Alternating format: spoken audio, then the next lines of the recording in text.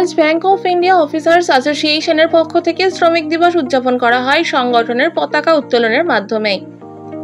সংগঠনের পক্ষ থেকে এক বিশাল রক্তদান শিবিরের আয়োজন করা হয়েছিল কলকাতা প্রধান শাখায়, যেখানে প্রায় 125 জন ব্যাংক অফিসার রক্তদান করেন ব্যাংকের উচ্চ প্রবন্ধনের উপস্থিতিতে। উক্ত অনুষ্ঠানে উপস্থিত ছিলেন সংগঠনের প্রধান তথা সর্বভারতীয় ন্যাশনালাইজড ব্যাংক ফেডারেশনের সর্বভারতীয় সম্পাদক শ্রী সঞ্জয় দাস। তিনি বলেন, গ্রীষ্মের প্রচন্ড দাবদাহে যেখানে তীব্র রক্ত সংকট দেখা দিচ্ছে, সেখানে শ্রমিক দিবসে রক্তদানের মাধ্যমে শ্রমিকদের অবদানকে স্মরণ করার শ্রেষ্ঠ বিকল্প।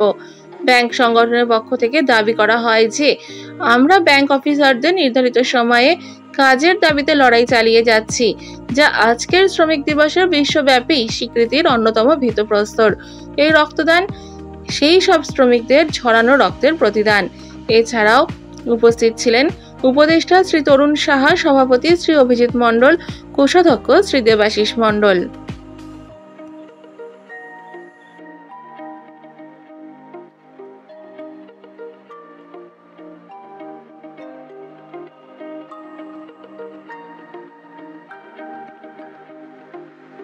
আমরা এটা করে থাকি প্রতি বছর 1 মে যে শ্রমিক দিবস, আন্তর্জাতিক শ্রমিক দিবস, এটার এই উপলক্ষে আমরা প্রত্যেক বছর করে থাকি। শুধু তাই নয়, আমরা করোনার সময়ও কিন্তু রক্ত দিয়েছি, হসপিটালে গিয়ে কিন্তু আমাদের অফিসাররা রক্ত দিয়ে এসছে, যে সময় রক্তের প্রচন্ড সংকট ছিল। এবং এখন জানেন যে এত প্রচন্ড দাবদাহের ফলে ব্লাড ব্যাংকে রক্ত রাখা যাচ্ছে না, ব্লাড ব্যাংকে রক্তের অপ্রতুলতা হয়েছে।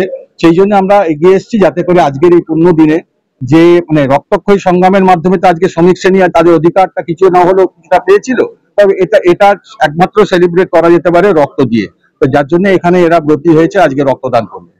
প্রায় 100 থেকে 125 জন, আর একটু বেশি হতে পারে। আজকের দিন আমরা দাঁড়িয়ে এটাই বার্তা দেবো যে শ্রমিক শ্রেণীর অধিকার রক্ষার জন্য সরকারের আরো অনেক এগিয়ে আসা উচিত। শ্রমিক শ্রেণী হচ্ছে দেশের মেরুদণ্ড। শ্রমিক যে শ্রম দিয়ে যদি কাজ না করে তাহলে দেশের প্রগতি হতে পারে না। শ্রমিক শ্রেণীকে তার কর্মসংস্থানকে করতে হবে। শিক্ষিত যারা বেরোজগার যারা রয়েছে, যুব সমাজ, তাদের জন্য কর্মসংস্থান করতে হবে। যারা কর্ম করছে তাদের কর্মের জায়গাটাকে যাতে একটা সুন্দর অ্যাটমসফিয়ার থাকে, তারা যাতে সম্মানের সঙ্গে কাজ করতে পারে। মহিলা কর্মচারী, আজকাল প্রচুর মহিলা কর্মচারী রয়েছে, মহিলা কর্মচারীদের প্রতি যেন সরকারের দৃষ্টি থাকে তথা ব্যাংক কর্তৃপক্ষের দৃষ্টি থাকে, এবং তারা যেন পরিবারকে সময় দিতে পারে, যাতে করে তারা খুশি মনে ভালোভাবে আরো দেশ সেবায় ব্রতী হতে পারে। কারণ সরকারি ব্যাংক আমরা অঙ্গীকারবদ্ধ দেশ সেবার জন্য।